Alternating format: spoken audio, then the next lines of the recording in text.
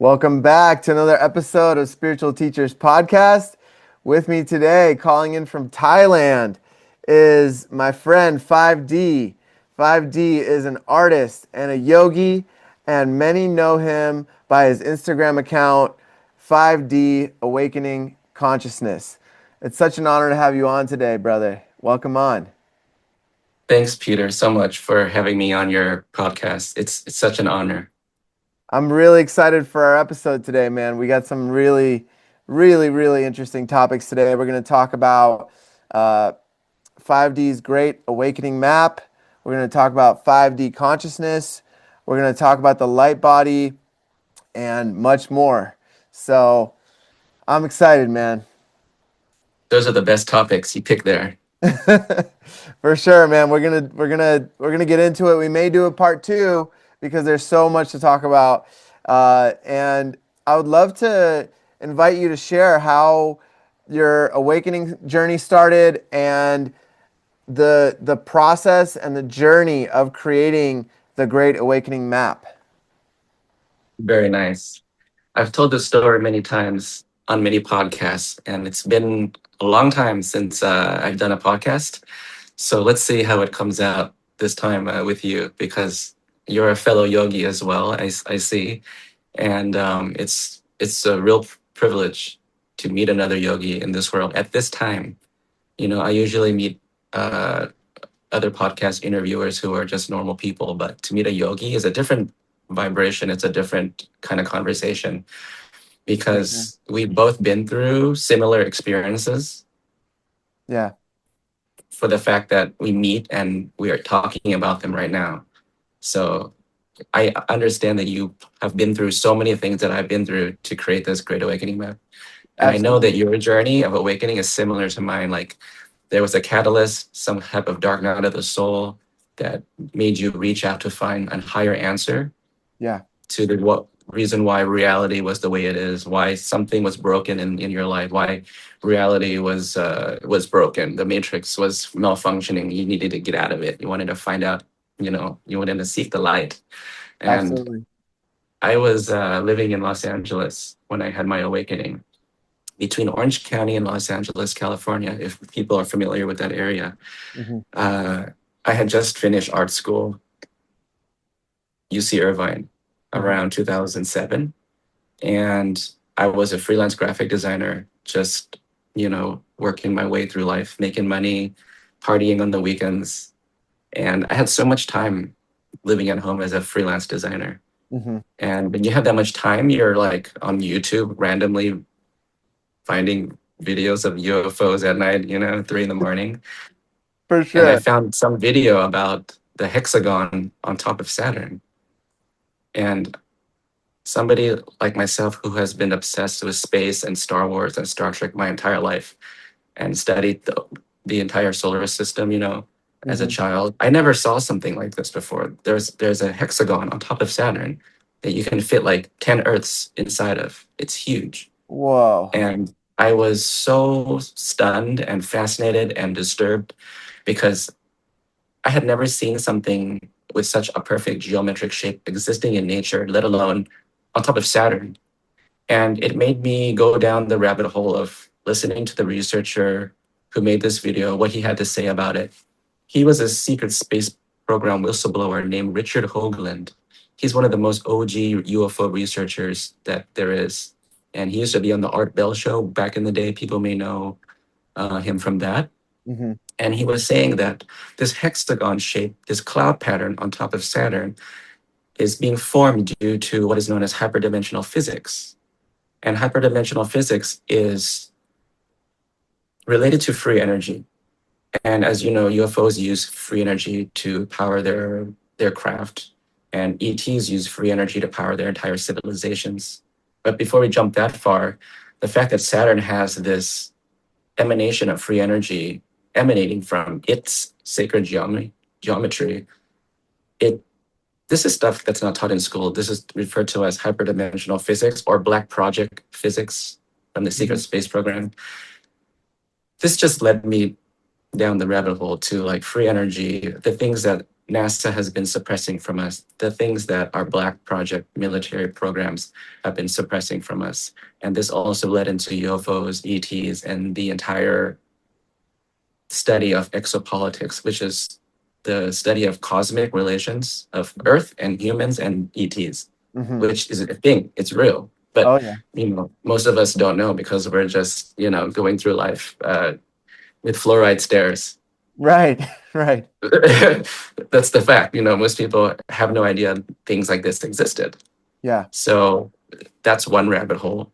And after that rabbit hole, I started to understand the concept of consciousness, metaphysics, how this all relates together in terms of like holistic health, eating organic, just saying no to the system, finding your own happiness rather than inside of the material world through movies and cars and mansions. Right. And the spiritual journey automatically comes with figuring out like, are ETs real or not? Because eventually you're going to find other topics of like spiritual awakening within that category. Yeah, I'm sure you know this, right? for sure. I mean, just like the Great Awakening map, like it's going to have all the topics we're talking about, but the main path of it is a spiritual path through all of the darkness and the confusion that's in our world. Yeah. Because if you don't understand that, because if you don't suffer in this world, you're not going to ever care to have a spiritual awakening. You're just going to be so comfy on your couch watching TV and eating microwave dinners. I mean, Right. that's the majority of people who just don't care. Right. And to have a spiritual awakening, you have to go through like what we talked about earlier, a dark night of the soul. Hmm. And then that is the catalyst that allows you to seek a higher understanding of your human condition. Hmm.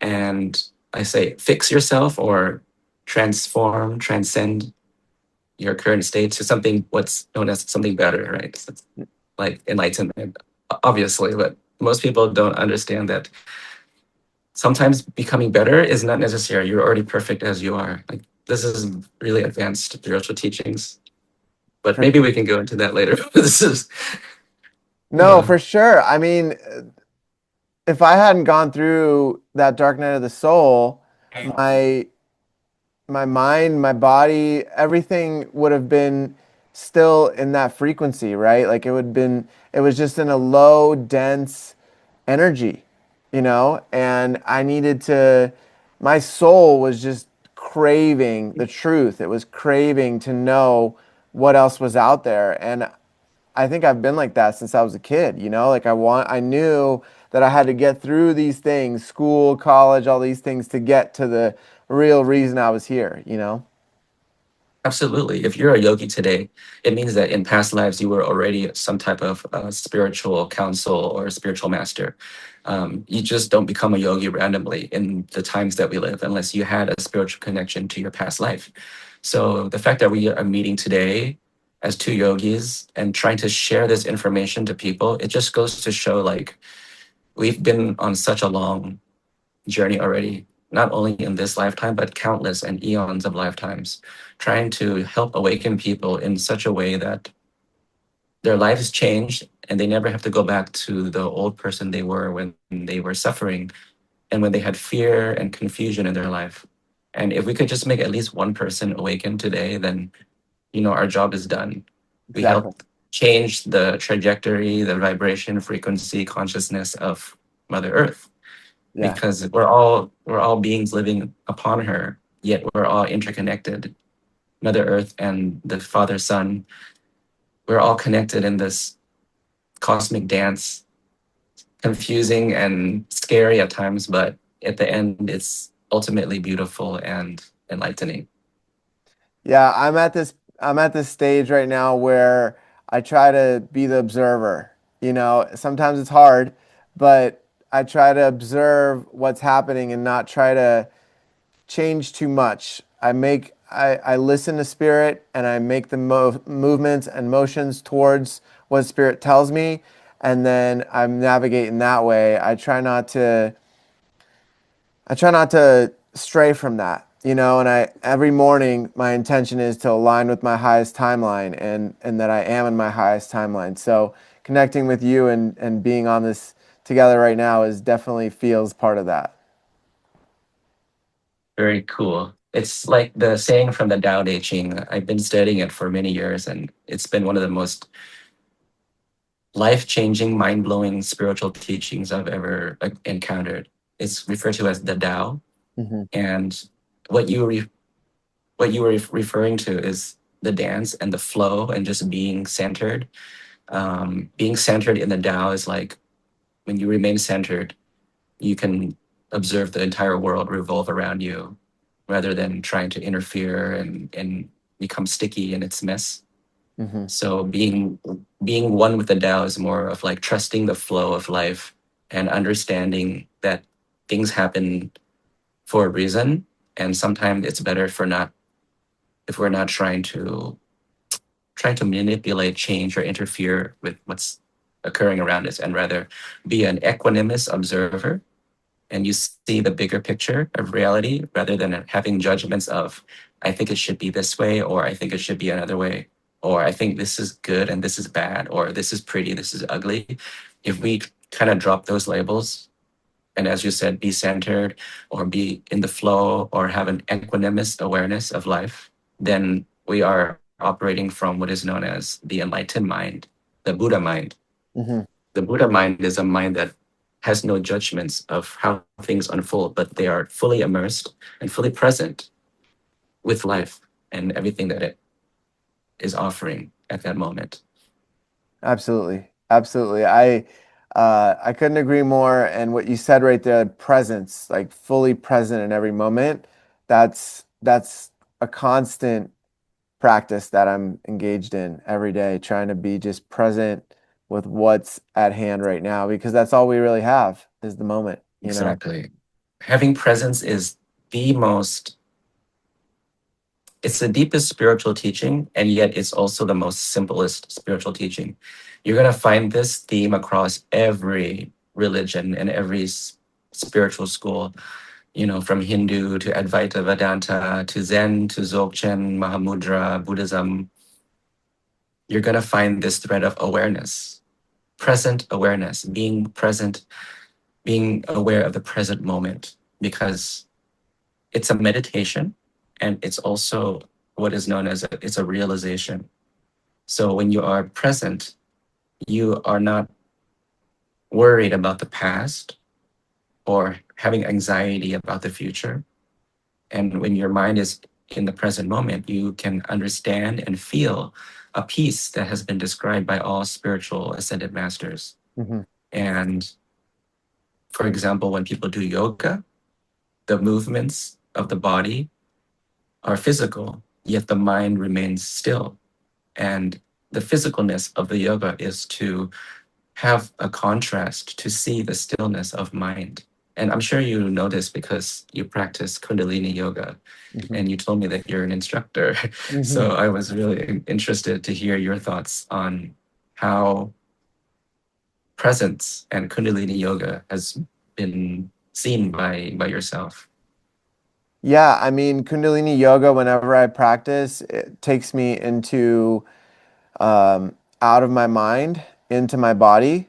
And then by fatiguing the body through the exercises, through the Kriya, I'm able to reach those deeper states of meditation, which are pretty much built into every Kundalini yoga class.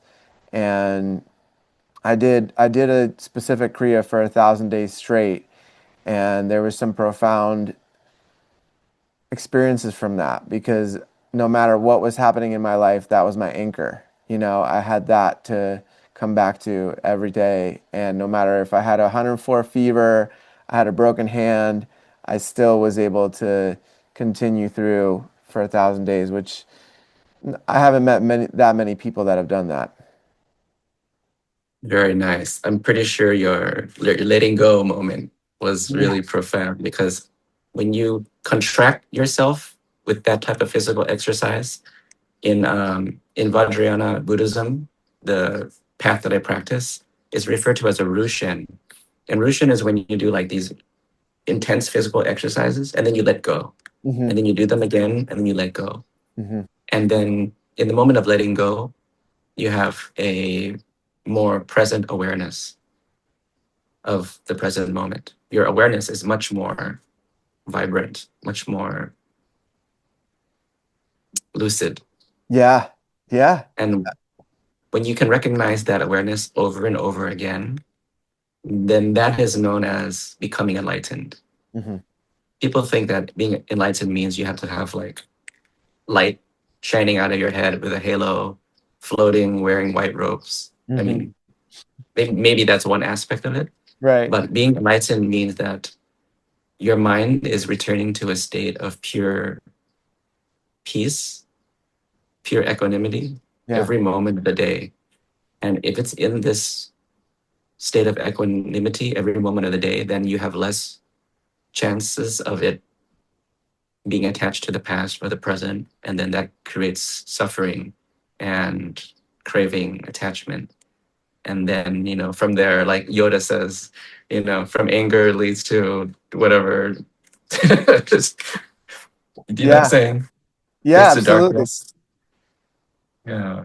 Yeah, Yoda was an amazing, I mean, he's just like an embodiment of a spiritual teacher in a movie. And these movies there's so much depth to Star Wars, you know? It's like it's amazing.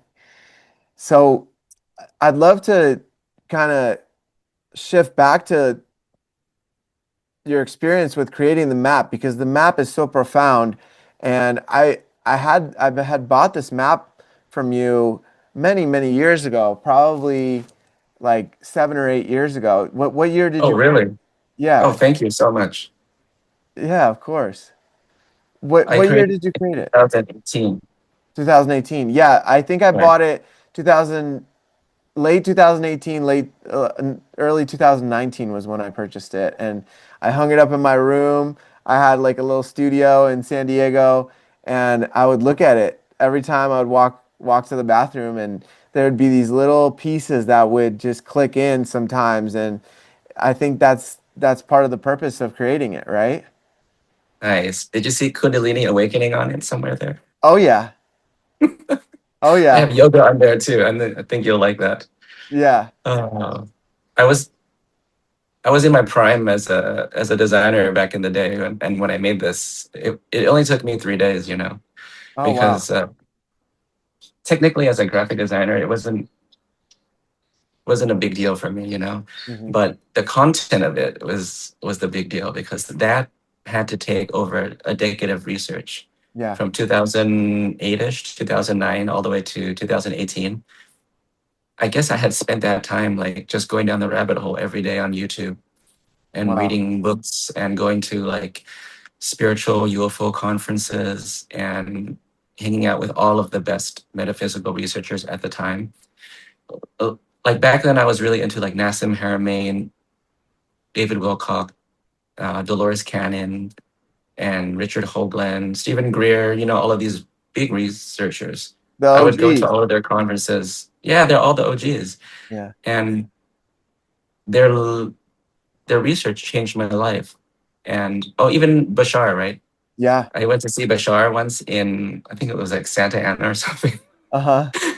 right? But I didn't even get into the show. Like it was sold out. So I just listened to him through the window outside Oh at night. wow. Yeah, but I had already heard all of his videos. Like I was his like best fan. I had seen every YouTube video. So when I went to go hear him talk, I was like, okay, I already heard this. So Uh-huh. Uh-huh. I was so deep into Bashar.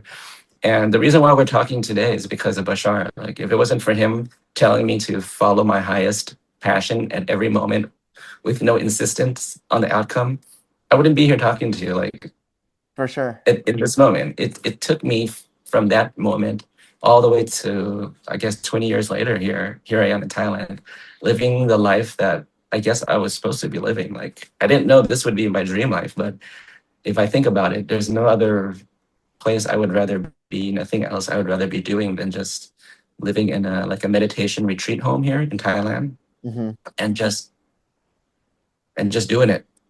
Amazing. Amazing. Yeah. You're living the dream that a lot of us have been working on creating, and it's so beautiful to be in like your energy of that, right? Like you're fully embodying it. You've been there for 8 years, and you're just fully trusting the universe. And we had a conversation before the podcast, and I really felt that from you. I really felt the energy of like you're you're just so committed to the path and to what you're here to do as your purpose. It's really inspirational. There's there's times when it's scary and you start to doubt yourself, but then you always go back to the teachings, and then you relearn it and re-implement it, and then everything is okay. But Yeah. there are dark nights of the soul. Like there are moments when you're just like you just feel like you don't know what to do next, like the next step. Hmm. You kind of are like, oh, what happens if I don't have enough money, or what happens if this and this happens? You start to go through this loop of uh, your confidence, I guess, Like starts to doubt fade. almost, Sometimes, right? yes, yes, thank you. But then you just go back to the teachings. You go back to your masters, and you just reintegrate everything you've learned. I guess this is part of the spiritual path. It's not a straight line. It's more of like you're going up the mountain side to side, and stepping stones here and there. For So sure. yeah. For sure. Yeah. So when we spoke before the podcast, you mentioned that you Bashar was one of the main inspirations for the Great Awakening map, right? Oh, absolutely. Because he, as an artist, I was already like in tune with my intuition, and it was an easy process for me to sit down and realize what I wanted to make. It was basically calling to the universe. I need to make something that will awaken humanity as quickly as possible. Hmm. And at that time on Instagram, memes were just becoming like hot. Yeah. And I decided that it needed to be like a one-page meme that when it was posted, it would allow people to like take the red pill. But then I had so many red pills in my mind from researching for so long. I decided to just put all in one page, right? And it turned out like this. Not bad. It turned out like pretty good. And all the things I wanted to put in there fit in there just enough so that people would pique their curiosity and research further. Hmm. Like I didn't write too much about everything. I just wanted to say, by the way, guys, while you guys are all sleeping, these things already are occurring in the world, and you should know about them, because if you don't, you're just gonna die totally clueless to the secrets of the universe. Yeah. And you know what I'm saying? Yeah. It's like, okay, wake up, guys. So much is going on. Stop taking fluoride toothpaste. Stop eating junk food. Stop getting vaccinated. Just chill out and, like take psychedelics or something. Just kidding. No, I mean that's a way that a lot of people awaken. It's a Including powerful, myself. yeah, it's Yeah. a powerful medicine. There's so many different forms of it and shapes, it's comes in all shapes and sizes, you just have to be open to it and face that fear, right, of like the unknown. The psychedelic mushrooms were some of the greatest teachers I've ever had. And the reason why the Great Awakening map was able to even occur is because of the psychedelic trips I've had and all the profound visions and teachings that I received. So, you know, thank you so much to the mushroom teachers and all the other higher beings for helping me create the map at the time that it was created. Mhm. And it's still being shown on Instagram every day. And just recently, this past 2 or 3 weeks, because of the Epstein files, people were making reels about the map, like pointing like, oh, you are here at Epstein Island. Mhm. And then they'll zoom out and show, by the way, there's a lot more. We're Yeah. not done yet. Yeah. So because of those reels getting like millions of views, my account and my website started having an increase in visitors every day, like maybe till today.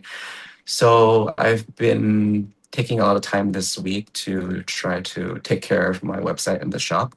because opportunities like this don't happen often. And as a yogi, like this helps to support my lifestyle, my income. Hmm. So I'm very grateful to all the people in the world who have found the map for the first time, either downloaded it for free or purchased a poster, and they ship internationally.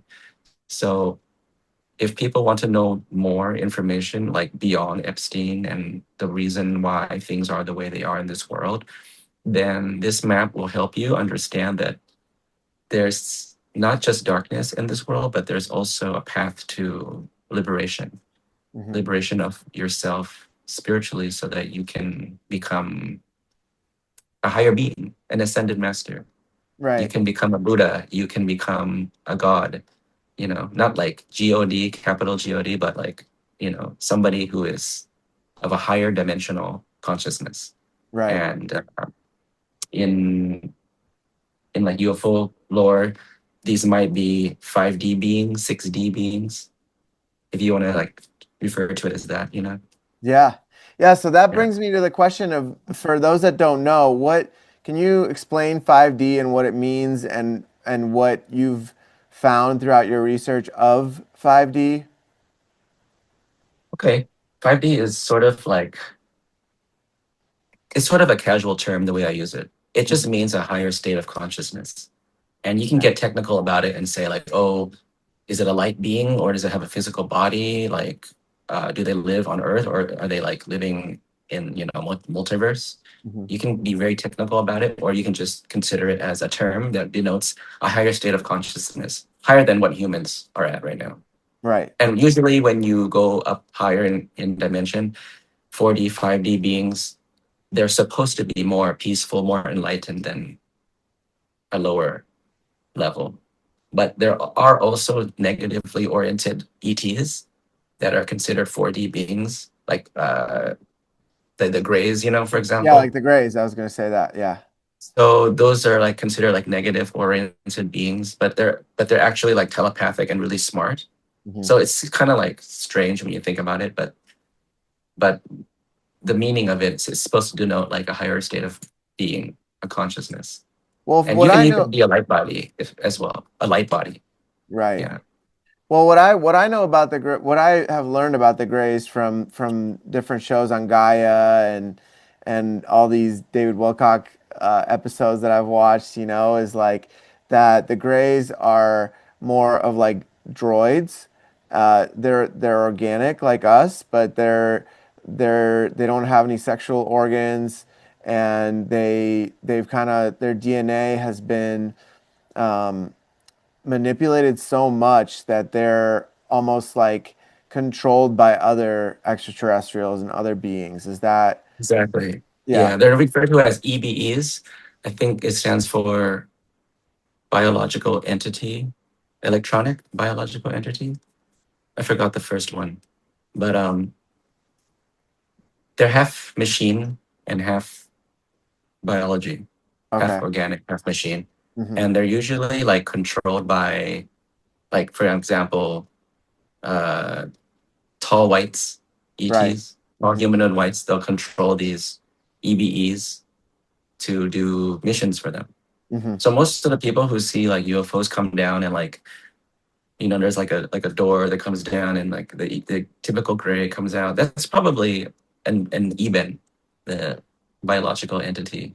Hmm. So there's so many different types of ETs and so many different uses for them that it's mind-boggling if you even consider that this is real.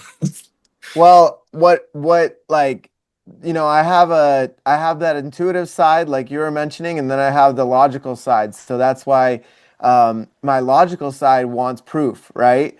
And the most profound proof that I've found so far is the crop circles that are happening around the world.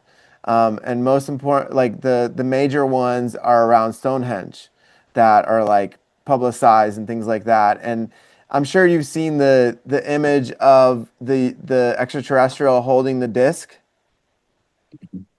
Yeah, that one to me, there is absolutely like the tiniest possible chance that humans created that. Like that disc has a message that was translated, and I forget exactly what it said, but it was basically like, beware of the other ETs because they're not all of the light, you know? And uh, and so when I see those kind of things, and then I watch these videos where they're showing that with infrared cinematography, right, with infrared camera, you can film the ships actually coming down and creating these things. And when it's not we can't see infrared like in our spectrum of vision. We have to put on the goggles or use the special cameras. And so when I see these extremely exquisite crop circles happening around the world, that was enough to convince my logical mind, okay, there's something way more happening here. And like if people just took a deeper look at that, and then you look at the Nazca lines in Peru, it's like, and then it's happening all around. It's happening everywhere, you know? And that's what I think is so profound about it. The crop circles are one of the most profound things I've ever studied as well. And it's not that the grass is being laid down flat, it's actually being like microwave and bent like this. Yep. So that the stalk is still intact, Yep. but it was heated on this side. So the heat expands it and then it just falls over. Right. And you can see them being formed at night on some videos and they just fall within, I think, 1 or 2 seconds. The entire Right. thing is complete. And for me, studying this phenomena for 20 years now, like I don't have a definitive answer, but I think it's either the light orbs being a 5D being, they're able to manipulate the grass in this way, or it's either like, let's just say, for example, tall whites manipulating the grass from their craft somewhere in another dimension. I don't know. But for myself, when I see the patterns, I don't feel fully like, I don't know how to say this. Like, I kind of feel uneasy when I see the patterns. Some of them are like scary looking, and some of them are not that attractive. Mm-hmm.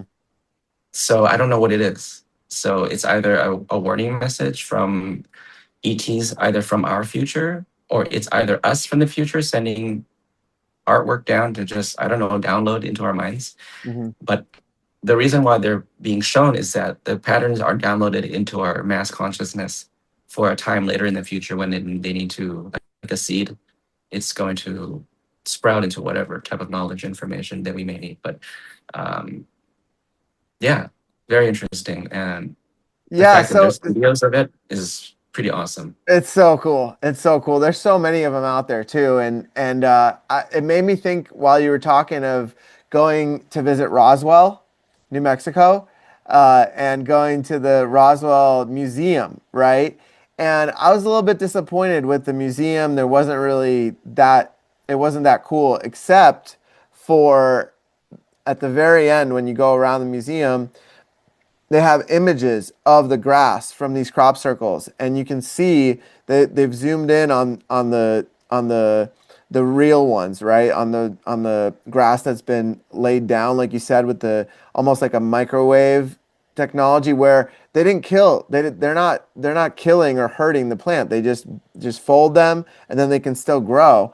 And that was like an important piece of the puzzle for me where I saw that, oh wow, okay, so this is how they're doing it, you know? And that was another like way that my logical mind could be like, okay, this isn't just something somebody made up, you know? Right. If you extrapolate the the sacred geometry of all of these patterns, you'll eventually be able to create what is known as the 64 tetrahedron, which is the geometric structure of free energy. It's also the geometry of enlightenment, if you want to think of it like that. So the flower of life is like the 2D version of it. Hmm. And then the 3D flower of life is referred to as the 64 tetrahedron. So every crop circle, if you extrapolate the geometry of it, it'll somehow refer back to the pattern for free energy. Hmm. So they're either downloading this into our minds that, hey, if you want to have UFOs and fly around like us, if you want to make these crop circles, then you have to develop free technology, free energy technology, and you have to do it in a peaceful way. Yeah. Otherwise, we're not going to come and help you, right? Yeah, Because yeah, and they're humans are meant crazy. yeah, and they're Mm. meant to be looked at as like a toroidal field where the energy's moving in and coming out almost like an apple, right? And Yes. when you make the 2D images that are on the grass and you extrapolate them into these toruses, toroidal fields, then it just you can see how it's just like endlessly looping and traveling through, which is also super profound. Super And cool because it's a technology that they're sharing with us as well as a spiritual enlightenment. mhm, So because everything is included within the 64 tetrahedron, the entire secrets of the universe, the entire blueprint of how we were formed and where we're going, mhm, as well as the consciousness aspect of what it means to be, like we were talking about earlier, in a state of equanimous awareness. mhm, Equanimous awareness is the flower of life. Everything is locked together perfectly. Everything is contained within, the micro, and the macro is all contained within that one shape. And you can also be fully at peace when you complete the flower of life. It's the symbol of peace. It's a symbol of enlightenment. So when you're sitting in meditation, eyes closed, and you are fully, thoughts have stopped, and you're just in pure awareness, that is considered the 64 tetrahedron, the flower of life. So these ETs, these higher dimensional beings, they're giving us everything that we need to basically ascend. But a lot of us want to use that for weapons and negative technology. So they have to spoon feed us little by little. And they want to see if we can create the free energy devices with the crop circle patterns they give us. And people like Nassim Haramein are already doing this. It's pretty profound. yeah, yeah, it's amazing. I'm always fascinated by it. As you were talking about the flower of life, when I was on a plant medicine, I was able to see with eyes open the flower of life all around us, like a dome over the earth. And have you ever experienced that?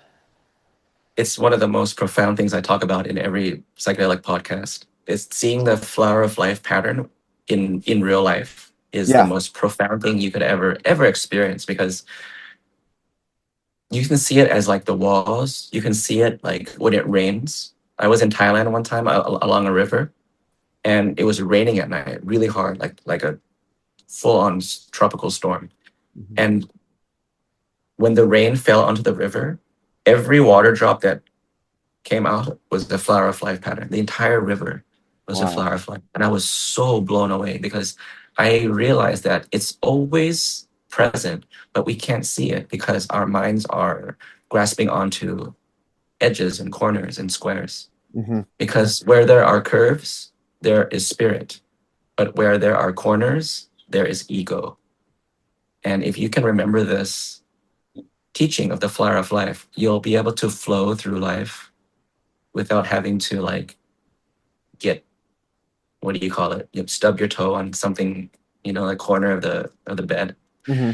You know what I'm trying to say? Right. Right. Um, like, okay, but for example, like when you are on mushroom journeys, sometimes you enter these higher dimensional realms where the entire world is made out of soft shapes. Like there are no like hard edges. So like if you fell in this world, you wouldn't get hurt. You would just sort of like bounce softly off the ground. Hmm. Like I don't know, the mushroom would show you like these profound ways to live and build a world where it's very harmonious in every aspect. It's weird. Yeah. You know what I'm saying? Yeah, Yeah, it was absolutely. such a cool world. It was like a soft, bouncy world. Uh-huh. And the mushroom is like, see, if you live like this, you'll never get hurt. Like there's nothing that can damage your body. It's Mm. just bizarre. It's showing me all of these strange scenarios of life. For sure, for sure. I when I was on a deep mushroom journey one time, I remember um, there was a lot of profound things that happened, but one of the things that was happening was I was helping activate this UFO, and I needed to activate all seven chakras in it, and each one of us, like each one of the seven people that were meant to activate it needed to bring their specific chakra that they were representing. I forget what color I was. I might have been yellow. And then I had another friend come that was red. And then I had another one come that was blue. And then the other ones weren't ready yet.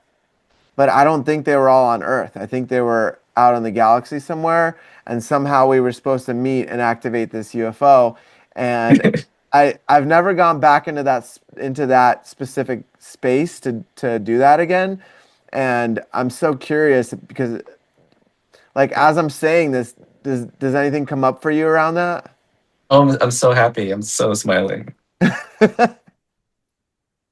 It sounds like something so wild that you would encounter. But like you're right, it's so hard to go back to that same scene and try to do it again. Like I've had trips like where I'll see something so amazing within the first 2 hours. Like I saw this floating pod of like LED lights, and they were all like these beautiful angelic beings and women riding in it. It was like floating away. And I was like, I need to go back and find them again. Like, this is just too cool. And Mhm. then, I went to the bathroom, got some water, and then like went back to the couch, closed my eyes, and I was like trying so hard to get back to this scene, but I just couldn't. And the scene changes, another theme emerges, and you're just like trapped for another hour. But I've encountered so many bizarre instances like that where I'm stuck doing something and I'm trying to finish it, but then you just can't because you sometimes your mind goes into this time loop. And if it's going into that type of loop, you could get into like a bad trip. Mhm. So usually if some scene like that is going on for like more than, oh, I don't know, it's hard to tell time when you're in hyperspace, but let's say it's hypothetically 10 minutes. Mhm. If I'm like going over some kind of problem like that for 10 minutes, I already know how to uh, trip sit myself so that I can get out of it. I usually would try to move my body or drink water, and then it would sort of reset that mind loop. This is Mm. like really advanced trip stuff, man. I don't even know if people are following along, but I'm basically trying to teach somebody how to get out of a bad trip, Yeah. because, like you said, you were trying to fix the chakras and stuff, and sometimes you can just get stuck doing something like that for so long, and then you get scary, Mhm. right? Yeah, I mean, for me, I would just kind of I was like, okay, it's just not the right time, and it'll happen when it's gonna happen, if it's gonna happen, you know? Right, And right. I've released it. This was like back in 2020, so almost 6 years ago. So when the Yes. time's right, it'll come, you know? And so I just trust. I think that also helps me a lot, is just trusting and not trying to force anything, especially in that space. It just can't really do it. It's like, okay, if I'm not going to get too caught up on this, it's not the time. Let's move on to the next thing. And then I think the next thing I did was learn how to speak dolphin and some other stuff, really cool stuff like that, you know? Oh man, I got you. I know what's up. Yeah, yeah, for sure. Oh, But been there, done that. I almost feel more comfortable in that space than in this reality sometimes, you know? It's like navigating that space feels really natural to me in some ways. And in this reality, it feels like things are a little bit more challenging sometimes. Oh, absolutely. But if you have really good success with mushroom trips, it means that your mind doesn't have a lot of afflictions, mental afflictions. It means that your meditative practice, your spiritual practice is going very well. Because from someone like myself, I never had bad mushroom trips. I've had bad, like, visions, and there's some moments where it's just really just gets like hell. But Mhm. this is very common, and most of my trips, the majority, 99%, were just so heavenly, angelic, full of teachings, full of beautiful scenery, artwork, realms, dimensions you could never ever have imagined in For as sure. an artist or even as a human. Yeah. And for me to be shown these at this time of my life, I come to realize that the realms I was seeing are referred to as pure lands. And these are realms of consciousness that you can actually see, like if you're like a monk or a yogi practicing certain types of Buddhism, you can actually travel into these pure lands at the moment of death. Hmm. Like the goal of a lot of Buddhist practitioners is to not be reborn back into samsara, Yeah. not to be reborn back into earth, but to actually ascend one's consciousness to a pure land, which is sort of like a heaven, Hmm. consciousness realm where a lot of practitioners will go after the moment of death. And in this realm, there are full of Buddhas and very beautiful hyperdimensional palaces and worlds. And you can get teachings from all of the enlightened beings of the entire universe, not just Buddhas, but like other Buddhas that have come trillions of years prior to every other Buddha. Hmm. So the term Buddha is just a term for enlightened being. Right. So to go into these pure lands, to barely peek into these pure lands on psychedelics, it was the most profound things I've ever. It is the most profound thing I've ever seen in my life, and I continue to talk about it to this day as being something so life changing, so profound. It led me on the path to become a yogi to this day. I wouldn't be here in Thailand if it wasn't for psychedelics showing me a glimpse of these pure lands. Hmm. And for me to see Buddhas and Vajrayana imagery in these lands, it made me come back to the real world and say, why was I shown these images of these spiritual people, these spiritual masters? And I never ever studied them in my life. So I went back, I went into Buddhism through the back door, studying all of these deities and beings that I saw, and I wanted to know why. And it eventually led me on the path of enlightenment, studying how to be, skilled at meditation, seeing the truth of reality, and then living that reality, finding realization, so that one's mind is in a state of peace. Because at the moment of death, yogis, we practice going into the higher realms. We practice avoiding being reborn back into samsara. And it's a Absolutely. practice known as the navigating the bardo. Hmm. And I, I'm pretty sure you've heard of the Tibetan Book of the Dead Hmm. at Yeah. some time of Absolutely. your life. Yeah. That is famous for teaching people how to navigate the bardo. So Hmm. if anybody is interested in these topics, it's written on the map on the upper right corner. Is referred to as bardo teachings. Mm. And the teachings of meditation I'm referring to are called Dzogchen meditation. Hmm. It is a form of non-dual meditation, and it's very similar to Zen and Advaita, and it would be categorized in the Vajrayana teachings of Ati Yoga. So this is technical, but people can come back to this if they're really interested. Hmm. Everything's written on the Great Awakening map. It's just a treasure chest of secret topics that will lead you to the higher knowledge of either escaping samsara or becoming a Buddha or finding Pure Lands in hyperspace, Yeah. Yeah. which For, I recommend everybody to try and find. for sure. For sure.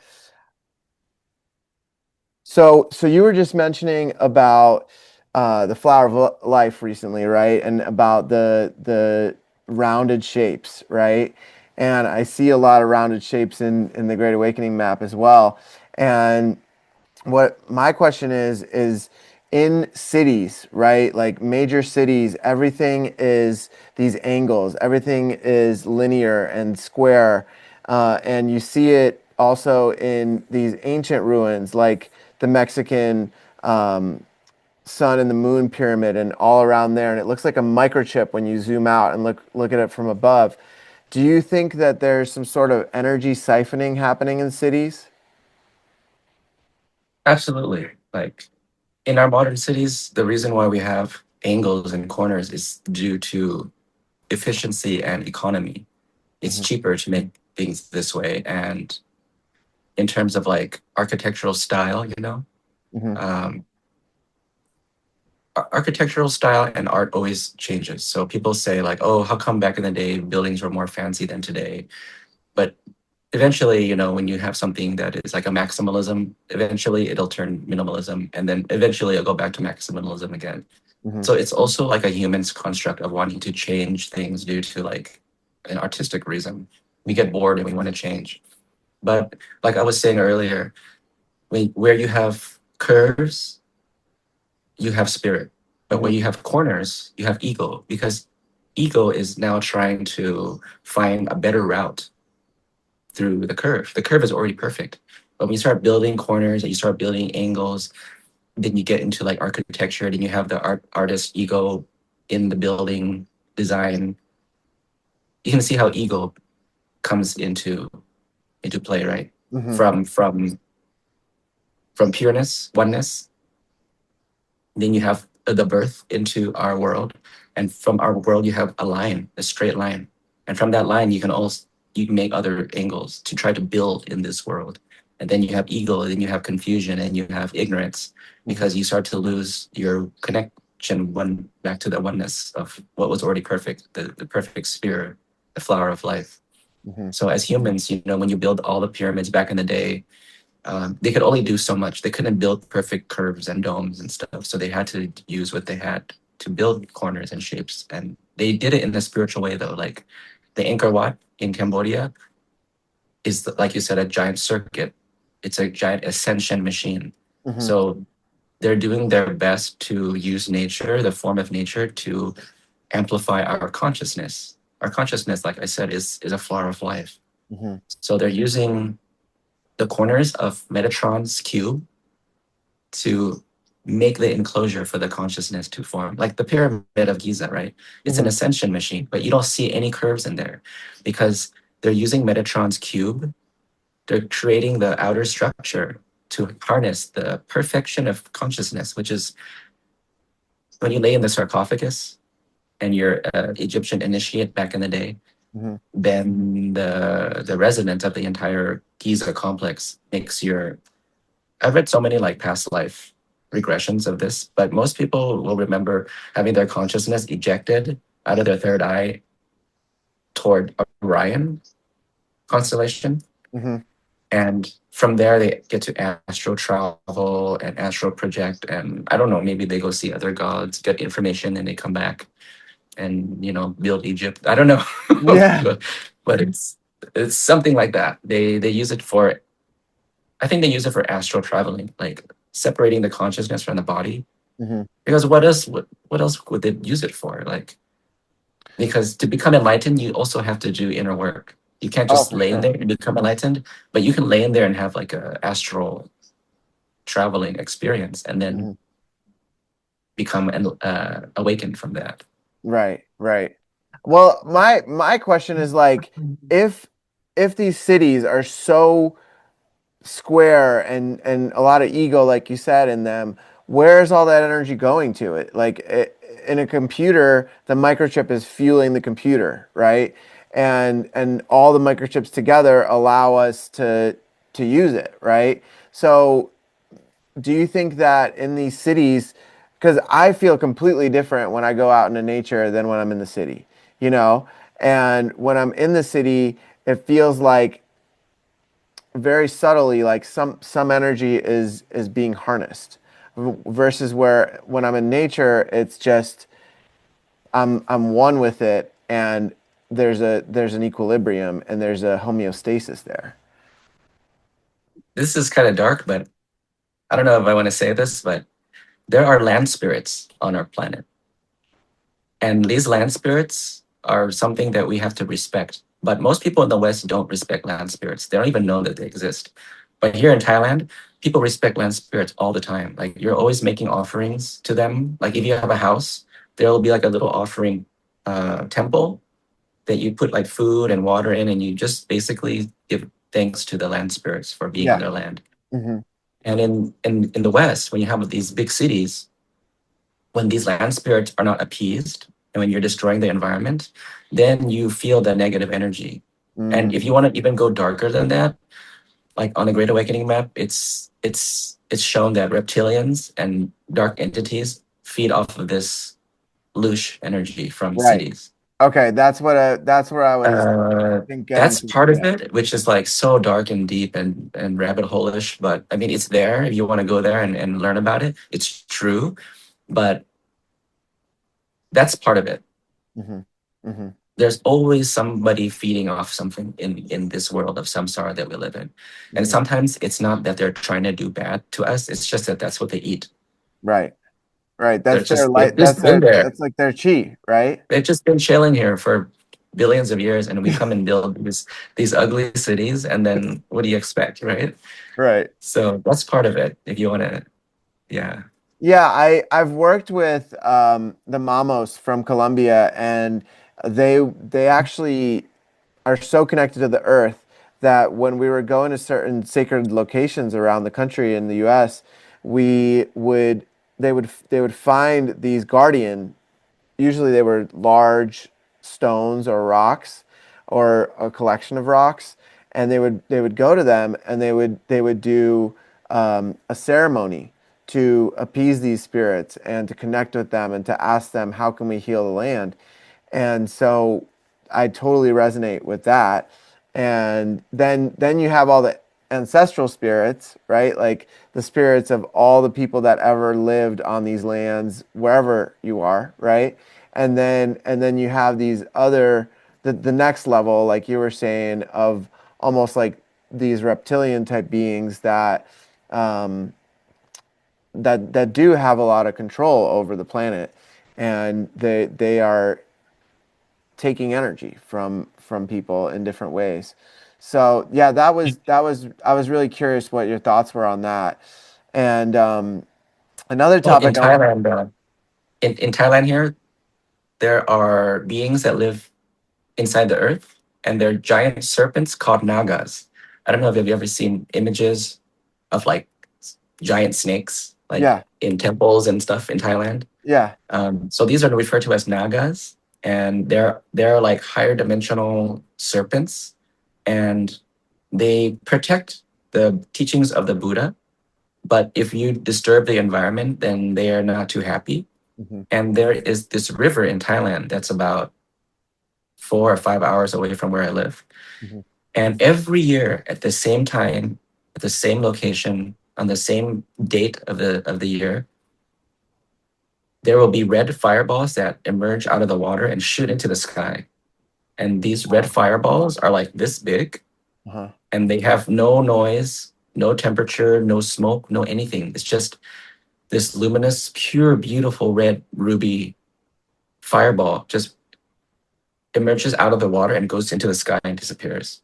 Wow. And I went to see this phenomena for the first time 2 years ago. Hmm. And it's very, very hard to locate the exact location that they're going to emerge every year. But I went there setting the intention, lighting incense, praying, doing yogic mantras to the Naga. And then on that night,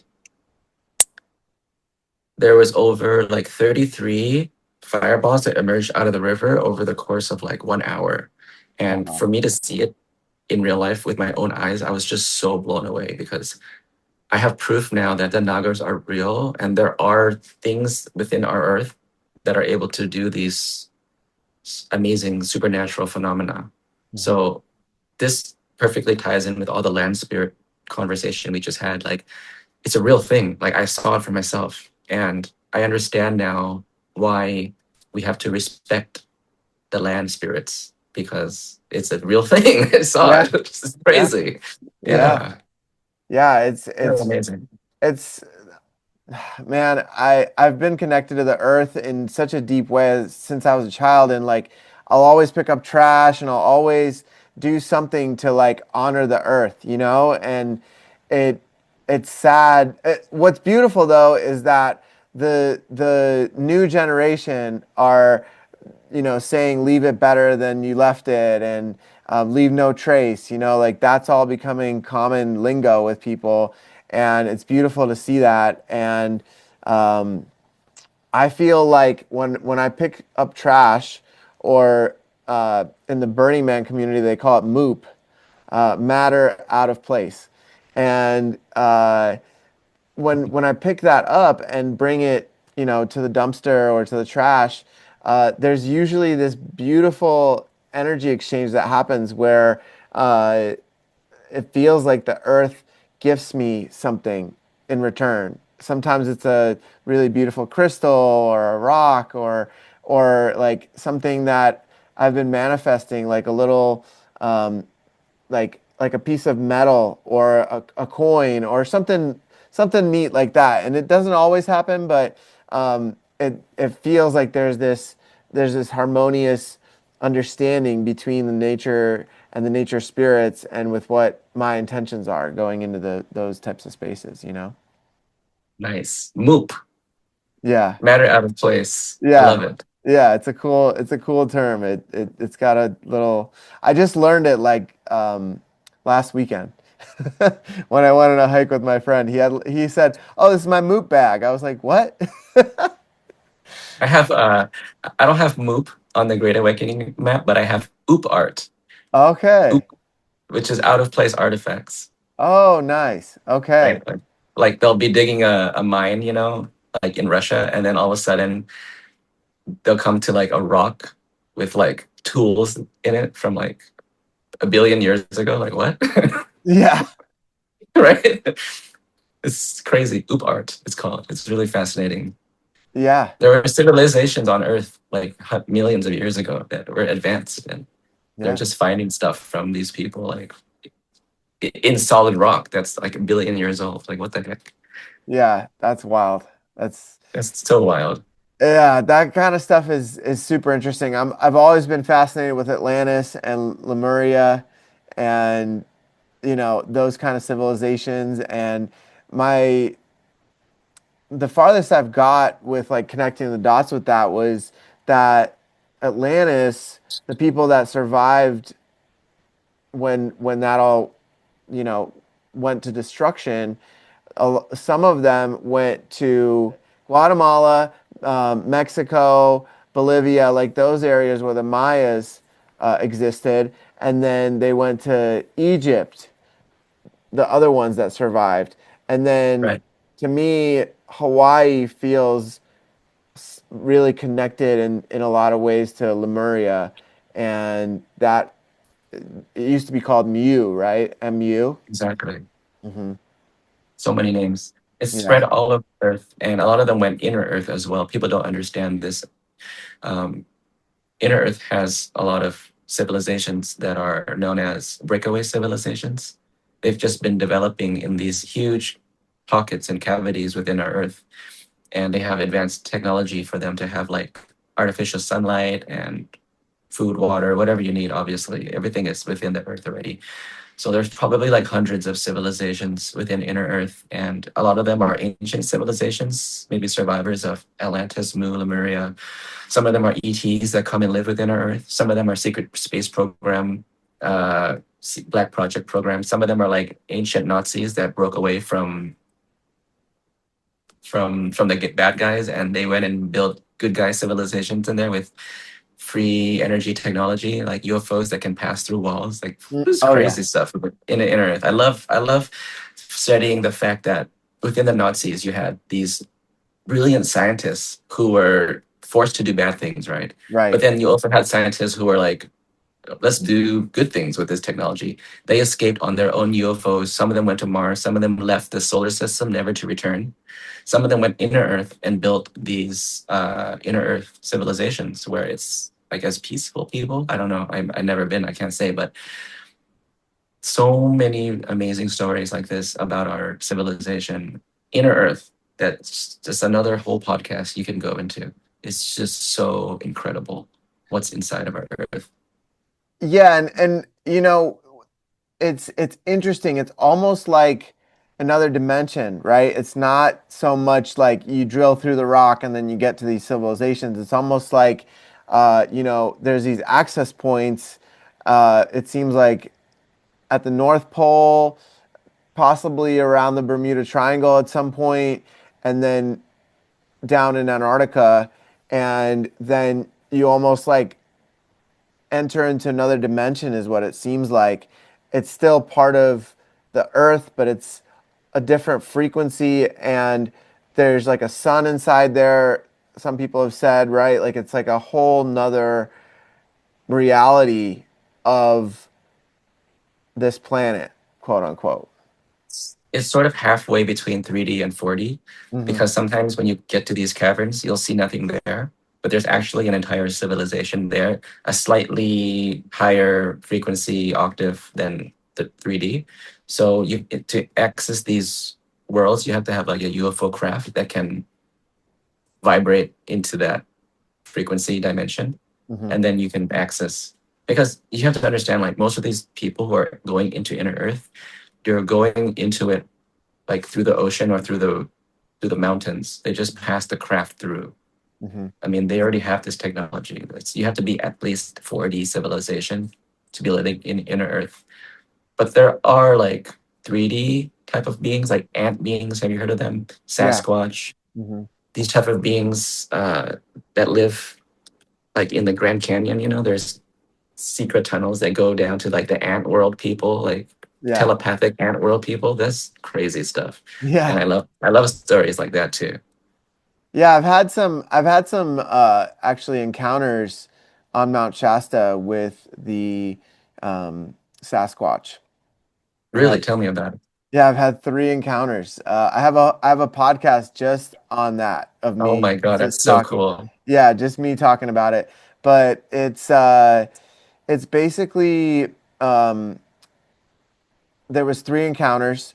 One was I heard the knocking on the tree, the distinct deep thud that is no machine could create, no human could knock that hard on a piece of wood, it was just very clearly um, something large and really strong, and then I went into a telepathic communication with this being, and he told me his name, and he was around my age in their development, right? And Wow. yeah, and he said to me, he said, I have a sister who is a little bit older than me, and she's real curious. She's not aggressive. She's just real curious. So she may come around the camp at night, and you may interact with her. You may see her. And this was during COVID when nobody was traveling. I went up to Mount Shasta with my ex-partner, and that night we were sleeping in the van, and she taps my shoulder. She's like, look over there, and I'm like, we're laying in the bottom of the van, and we had a Mexican blanket hanging up over the window, and I look up, and there's these bright green eyes, like 7 feet up in the air, looking in through the Mexican blanket, and both of us felt chills, and we're like, okay, that's definitely her. That's the female that other one was mentioning, and then I shined this flashlight on her because we were kind of scared. We were like, "Oh my God," you know, um, and uh, and so Can't believe that. then we went up to the top of the mountain and camped at a campsite called the Red Fir Campground. And up there, uh, I was everyone was sleeping, and I got woken up by a knock on top of the van, and immediately got taken into that telepathic communication, and it was the guardian of the mountain, like the major alpha male, and he made me bow in that telepathic like connection. He made me bow in my mind to him, and he's like, what are you doing here? And I was like, I'm here to learn, I'm here to connect with the land, I'm here to clean up any trash, and I'm here to get any activations. And he felt my heart, and he was like, okay, thank you for being here. We both bowed to each other, and he left. And the next morning, I looked. There was no pine cones. There was no trees over the van that could have caused that knock. And I sat in meditation, and I felt his presence again. And the next morning, and I open my eyes, and there's a chipmunk next to me. And telepathically, he tells me I don't have to be this giant being. I can shapeshift into something small where I can just eat a couple of nuts a day. But if I need to travel far and get to places to protect and be the protector, then I can go very quickly as this giant Sasquatch. And I was like, Oh, okay, this is I can't beautiful. believe this. You're the first person who's ever had that type of close contact with a being before that I've ever met. And I didn't know that the Sasquatch could transform or send their consciousness into something else. That's so crazy. It I'm was it really was profound, man, because I'm really th- mind blown right now. my logical mind was like, okay, am I tripping, right? And then my buddy that was camping at that same campground on the other side that same night, he said that they were sitting around the campfire and they heard these huge footsteps coming, and then they stopped right in front of their campsite and they flashed their flashlight on it, and it was a deer. And they were like, he was like, I'm 100% convinced that it shapeshifted into a deer so that we wouldn't be afraid of it.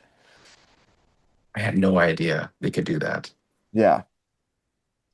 That makes Yeah. sense though. They're a 4D being. They can either transfer their consciousness to another being, or they're actually sending you a telepathic vision, which is Right. it could be another thing. That's crazy. I had no idea. Yeah. Yeah. It was profound, man. And I, I'll never forget that. And I'm still really curious where that's all going to evolve into, you know? Maybe you're gonna be the new guardian of the mountain one day. Who knows, man? That place is very sacred. And speaking of 4D, right? You know about Mount Shasta and how inside of there there's a whole city, right? Telos. I've heard, yeah, I've been there, but I didn't get to stay long. I've studied it, and I know people who live in that area and say all these crazy things, and I believe them. Hmm. Yeah, there's a lot of missing people. When the first time I went there, there was all these missing people posters all around the town. And I was like, wow, Mhm. this is kind of dark, you know? But then I started thinking maybe they're entering Telos and somehow going into that, you know? I'm not sure what's going on over there. There could be a few things, but that's what my mind wants to believe, you know? Maybe portals or secret entrances, Yeah. all of the above. Yeah, there's a ET there's craft. there's several people on YouTube that talk about going into Telos and coming back. I think they even interviewed a guy on Cosmic Disclosure that went into the city. Wow, I that's believe so. crazy. Don't quote me, but there was So there. cool. I've listened to a man talk about going in and then coming out. He had gone into one of those portals.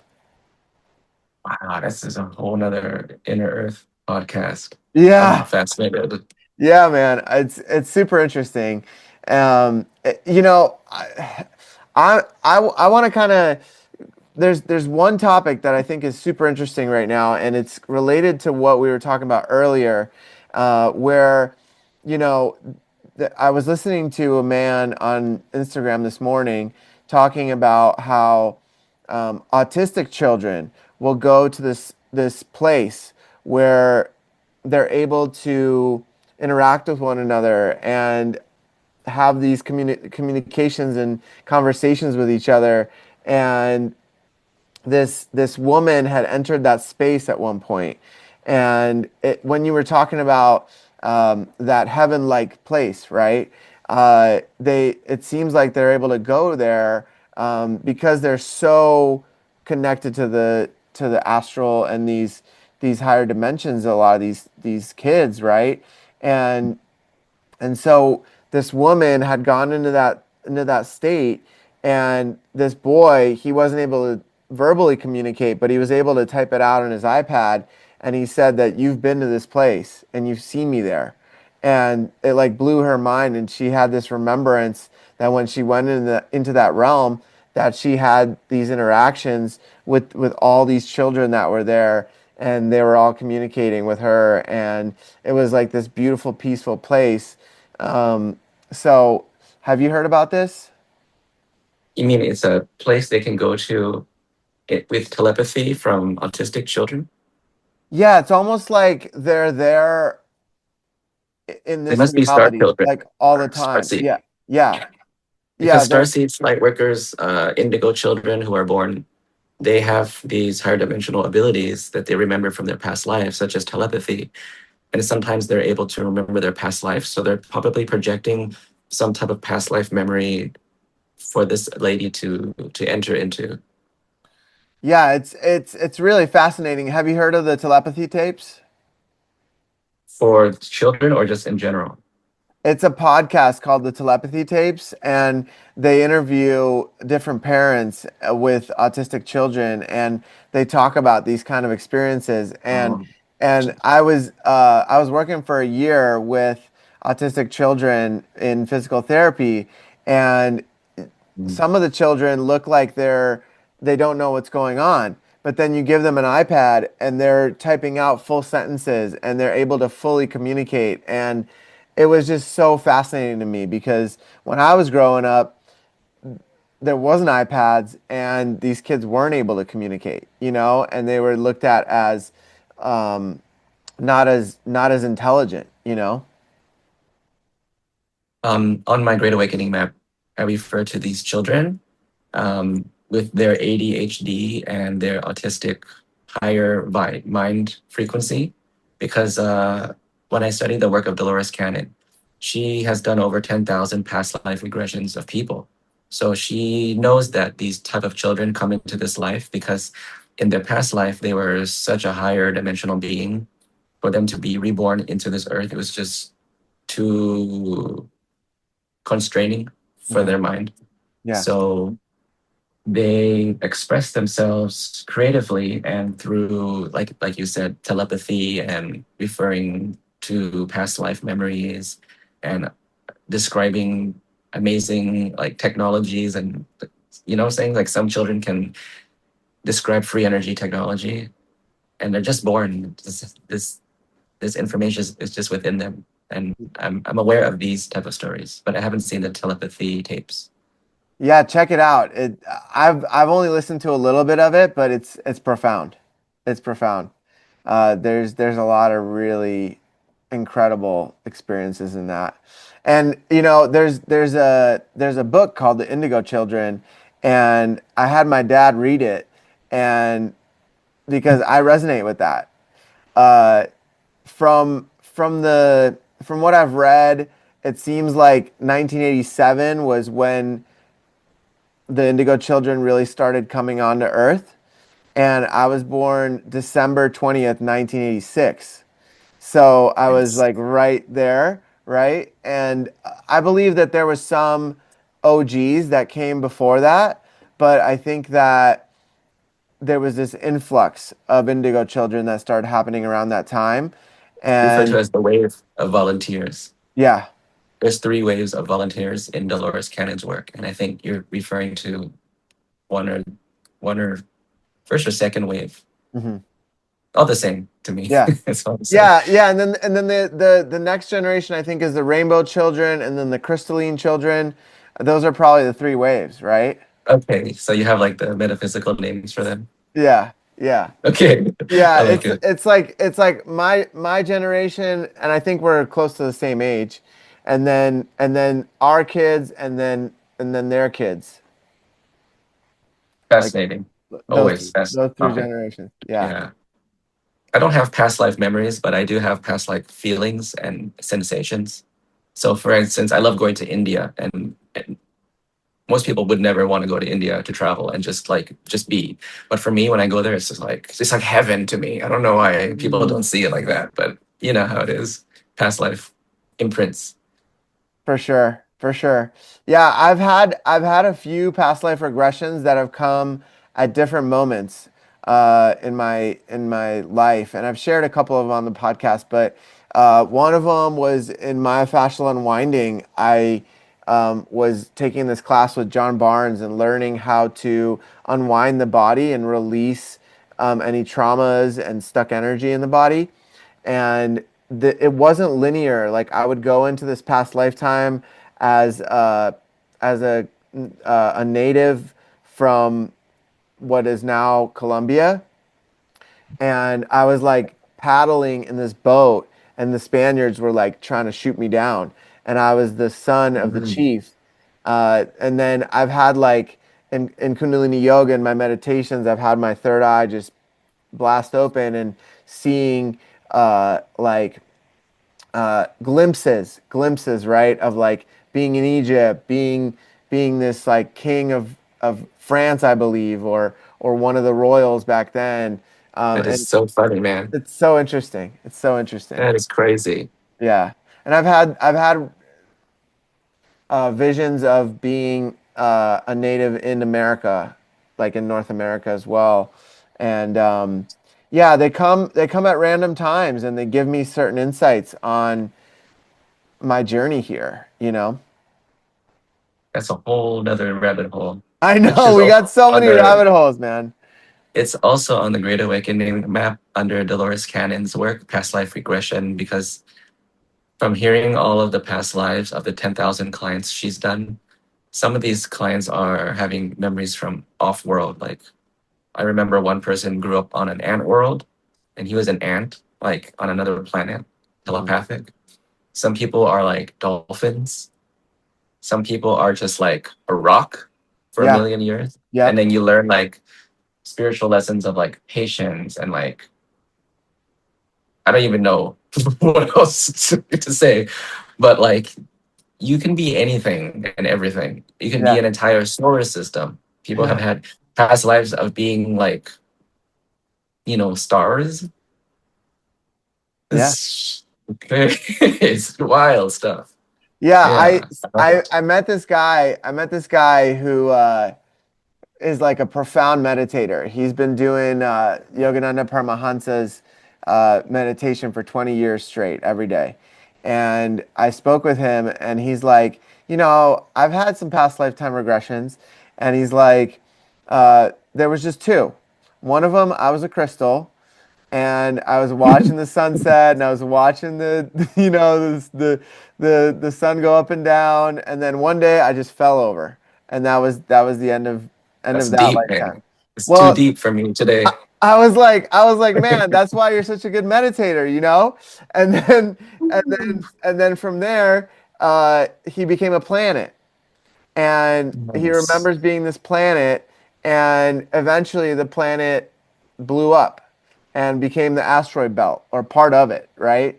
And he's like, that's it. That's all my past lifetimes. And I was Oh like, my God, that's on my Great Awakening map too. The planet that blew up and became the asteroid belt. oh, interesting. Yeah, it was in a war with Mars. Yeah, yeah. Because before, I think, let me get this story straight. Mars used to be a moon of this huge planet called the Super Earth. Some other people refer to it as Mu or something, but I don't know. Tiamat. There's so many names. So there's this huge super Earth, and then either Mars was the moon of it, or Mars was another planet next to it. Some reason there was a war. It blew up. The survivors went to live on Mars, and then those survivors eventually became the either the Anunnaki or the Illuminati, something like that. Hmm. So what you're referring to is actually on my map. So the asteroid belt was actually that super Earth before, with all of these super ascended beings, Atlantis type of beings. Very Wow. interesting. Wow. Very interesting Earth story. This is Yeah, over 500,000 years ago. I feel If I'm like there's all these correct. little pieces of the puzzle coming together. Crazy stuff. I think that your map, the Great Awakening map, is something that can be studied for many, many, many years, and depending on where the interest of the individual is, right? And the beauty of it, and correct me if I'm wrong, is that you can literally start anywhere on the map, right? Like, for instance, I started with the hexagon on Saturn. Hmm. Some people start with, like, fluoride toothpaste. Hmm. Some other people start with vaccines. That's very common. Some people start with GMO food. People start with Nikola Tesla. These are common. Yeah. But the rabbit hole runs deep, and everything is connected. Everything is all about overcoming the dark aspects of reality and realizing that there are lighter aspects, such as spiritual path, becoming enlightened, Hmm. becoming ascended, Right. however you want to, think about it. But there is a way out of the darkness, and the path is readily available. It's just that, do you have enough positive karma in your life to find that path right now? Find a teacher, find a teaching, find a group of people. These are things that find you when you become somebody who takes that first step of awakening. And I hope that this podcast can help people realize that they are able to take this first step anytime. Absolutely. Absolutely. Well, thank you so much, 5D, for joining me today. We definitely have to do a part two. What do you think? You want to talk about the light body real quick? Okay. Yeah, let's talk about the light body. Okay. Most people may know this already who listen to this podcast, but for the people who don't even know, um, what I'm going to say here is sort of like an allusion to Star Wars. Hmm.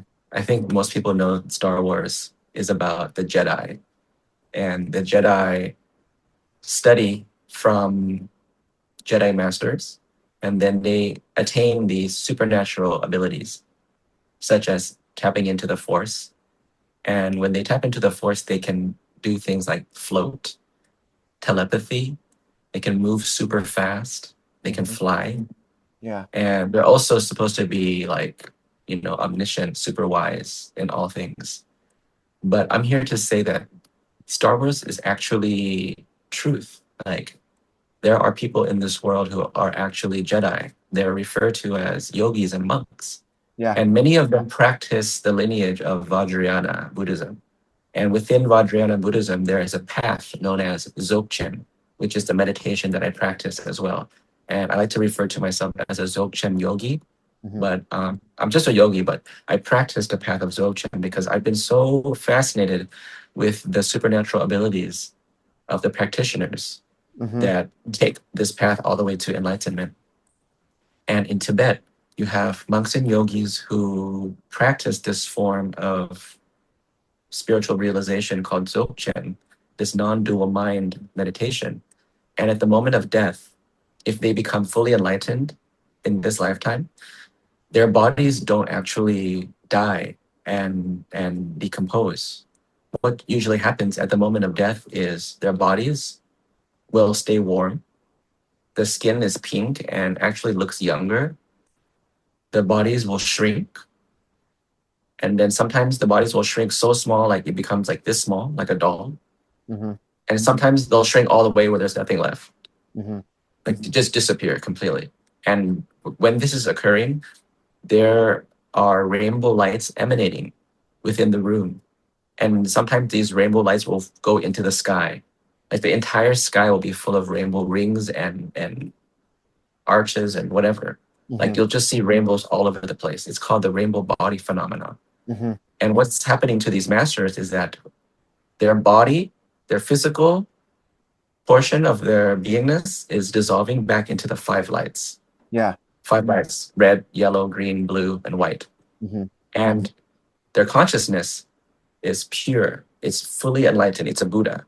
And this consciousness can either go to the Pure Lands or it can remain just as it is in the state of equanimity, or it can actually choose to be reborn again and come back as like a monk again and then help beings again. Like, Dalai Lama and all of those Gelugpa monks, their path is to not try to leave samsara. Their path is to actually be reborn again into the body of a monk or a Yeah. lama or a yogi, and Yeah. then teach again. Like they don't ever want to leave samsara. This is known as bodhicitta. It's Hmm. it's the compassionate wisdom to want to help all beings forever and never leave behind the matrix. So there's different ways of navigating the bardo when you die, and when you're an enlightened being, you aren't afraid. So coming back again into a human again is not something that they're fearful of, which I admire. It's amazing that these monks choose this. But for someone like myself, I just want to peace out and go to the Pure Lands and just Yeah. hang out for a few eons and then maybe come back. I don't know. We'll see. Yeah. Yeah. For Oh, sure. so the light body, right? We were talking about the light body. So this is the light body. It's when you pass away fully enlightened, your body turns into the light body. And then this light body is in a fully enlightened state of consciousness that anybody can attain in this lifetime if they so choose to walk this spiritual path. And this is the ultimate spiritual like attainment. Like after this, there's nothing that you could actually do to experience the end of suffering for oneself. Hmm. And every spiritual tradition is going to lead somebody toward this state of beingness eventually. Mm-hmm. Like you have Christianity, you have Islam, you have all of these other non-dual teachings like Advaita, Mahamudra, Dzogchen, Zen, even. All of these paths are pointing us toward this body of light. Just like Jesus, he had a body of light. Most Mm-hmm. people don't realize he was actually like a light being, right? When he passed away. Yeah. His light body is something that was taught by the Buddhas. And they think that Jesus, when he was in his 15 lost years, they think he traveled throughout India and Tibet and Bhutan. And they think that Jesus actually received the ancient Vajrayana teachings of the Buddha and these yogic traditions of India. And that's why he was able to attain light body. Otherwise, there's no other way. You have to understand this non dual mind meditation. And I think that's what the teachings of Jesus, the gnosis of his pure teachings, were trying to convey. But as you know, religion has completely contaminated the true teachings of these masters till this day. And most people have lost the fact that the point of these teachings is to become a light body, is to shed our physicalness Mm-hmm. of being here and then find that perfection of who we truly are beyond all of our suffering, beyond all of our mental afflictions that we've picked up from this life. Like we're sponges, just absorbing pop culture, music, bad food, bad habits, bad politics. We've been absorbing all of this for our whole life. But when you are a practitioner of yoga or meditation, you're basically squeezing out the sponge of one's mind. You're becoming pure to your true nature, the Buddha nature within each and every one of us, our light body nature, our Christ consciousness, right? Our cosmic consciousness. Mm-hmm. That's the whole point of the map. Is just to get people back here. At least show them that it exists so that they can choose. Mm-hmm. All the other scary stuff on the map is just to propel one towards the light. If you don't know the darkness, you cannot step into the light. For sure. So everything that I share today, I hope that people understand this light body aspect of our true nature. At least try to learn about it, study it. If you are so inclined, study the path of awakening, become a yogi or a monk or a lama, or just be a lay practitioner. Do it from home, but uh, do it with confidence that it's possible, and don't try to like doubt yourself. Like, oh, I can't do this. This is too hard. Life's too. I'm worried about money and bills. Don't worry. Just try, Mm-hmm. because there's no other chance you're gonna get. You're not gonna. It's not easy to be reborn on Earth. This is a cosmic lottery to be born here and have the challenges and opportunities to become enlightened. Because you cannot become enlightened as an animal or as a ghost. You cannot become enlightened if you're a god, because gods are so distracted by their fancy toys and weapons and technology and mansions in the higher realms. They don't want to study enlightenment. They don't want to experience suffering. They're just so having a great party. Mm-hmm. So to be born as a human in the middle of the spectrum between like demon, ghost, human, like ETs, and then gods, to be a human is the only realm where you can attain enlightenment, become a light body, and then leave samsara permanently, leave the matrix. This is very profound, that to be a human is the only way, the only vehicle that you can attain spiritual enlightenment. Very profound. That's super profound. Very profound. So to be here, you guys are all so lucky. Don't waste this life. Don't waste this opportunity. At least practice meditation. At least look into yogas or higher mind, light body. Listen to Peter's podcast. You know, like, this is how you open the door. Yeah. Thank you, brother. And definitely check out 5D's uh, map, because that is also working on a subconscious level to find these little pieces of the puzzle that all lead to the same tip of the mountain, but it's going to look different for everybody. And Perfect. everything is perfect, and that's why the podcast is here, to give people all different types of walks along their path and different opportunities and ways. So it's been such an honor to have you on today, 5D. Thank you so much again. Thanks so much, Peter. It's been an honor. Many blessings, brother. Thank you.